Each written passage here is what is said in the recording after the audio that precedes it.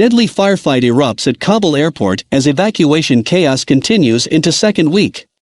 The U.S. military said Monday that no American or NATO coalition forces were injured after a brief firefight broke out at one gate into Kabul's Hamid Karzai International Airport, where troops are assisting with emergency evacuations of Western citizens and at-risk Afghan nationals.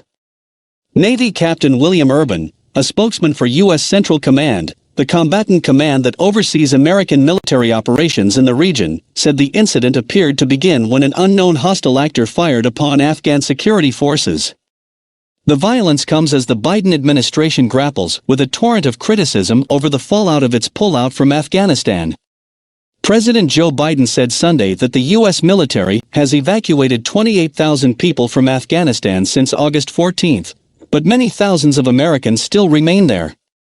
The U.S. has a long way to go and a lot could still go wrong, he told press from the White House, adding that the evacuation of thousands of people from Kabul is going to be hard and painful no matter when it started, when we began. Urban on Monday described the firefight incident in Kabul.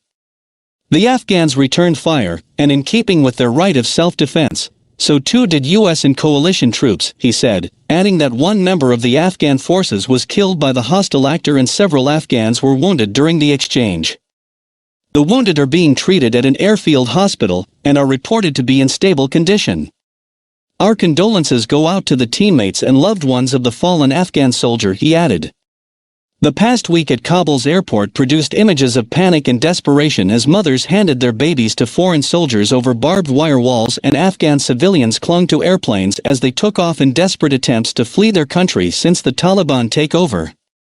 The Pentagon said last week that the U.S. military could not ensure safe passage for Americans to Kabul airport, despite several thousand forces now being on the ground. And the U.S. Embassy in Afghanistan on Saturday warned American citizens not to travel to the airport due to security threats outside the gates. On Sunday, Biden activated the Civil Reserve Air Fleet, a rarely used program whereby the Pentagon ordered civilian airlines to provide planes to help accelerate Afghanistan evacuation efforts. The activation is for 18 aircraft from 6 airlines. The administration is considering extending the deadline for the complete troop withdrawal beyond its original August 31 date, Biden added. Our hope is we will not have to extend, but there are going to be discussions, I suspect, on how far along we are in the process, he said. But the Taliban will not extend the August 31 deadline, according to reporting by Reuters citing 2 anonymous Taliban sources. The sources added that no Western authorities had contacted the group about extending the deadline.